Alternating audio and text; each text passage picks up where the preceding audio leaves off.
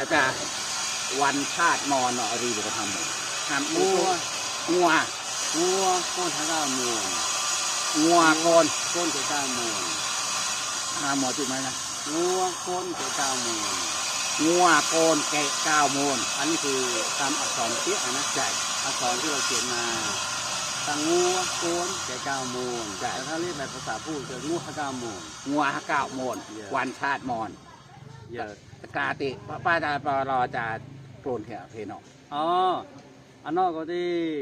เราแพ้พื้นนอกก็ใช่พูดกับเก่งต่อประธานชมรมใช่ยาวชมรมกรุงเทพเลยอันนี้อาจารย์ต่อเก่งต่อหล่อเกียงต่อหล่อใช่ร้านกันน้ำระโมสมัยเลยใช่บ้านทำตอนที่มัวน้ำโมเวมันน้ำโมเวโมเวสมัยเนี่ยโกโรงนิมนต์โมเวมันน้ำโมเวเก่งต่อหล่อเอากระทะก้มสมุดปลุกไหลเดิมก็ประธานชมรมมอนกรุงเทพใช่ไอ้ก็ที่เก่งมงเพียนอเพียนอเจ้าเพียรอกรรมชมรมยีจัดใช่มี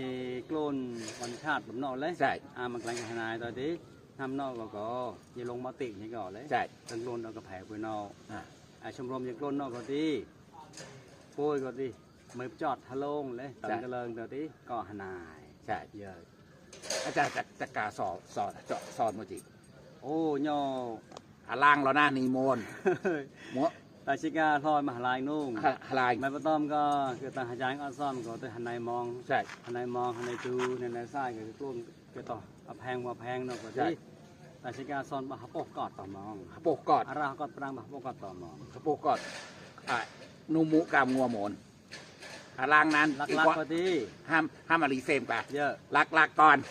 ก่อนก็คือมีอะไรบ้างในวันมอนอันนี้เราจะเอาเวอร์ชันภาษาไทยก่อนก็อย่างที่อื่นไม่ทราบเนาะครับแต่ละที่แต่ละวัดหรือแต่ละชุมชนที่เขาจัดพร้อมกันใกล้เคียงกันแต่ละครั้งแต่ว่าบรรยากาศชมรมที่เขาจัดวันประชุมมอนเขาเรียกว่าถ้าเป็นภาษาไทยนะวันใช้กันว่าวันรำลึกถึงวันรำลึกบรรพชนมอนครับครั้งที่เป็นครั้งที่79ครับคราวนี้ก็แต่ละที่แต่ละถิ่นใช้งบไม่เท่ากันไม่เหมือนกันทีนี้อย่างที่นี่เนี่ย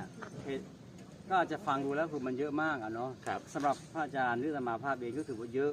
พอสมควรก็คือลำพังแค่อาตมาไม่มีปัจจัยไม่มีกำลัง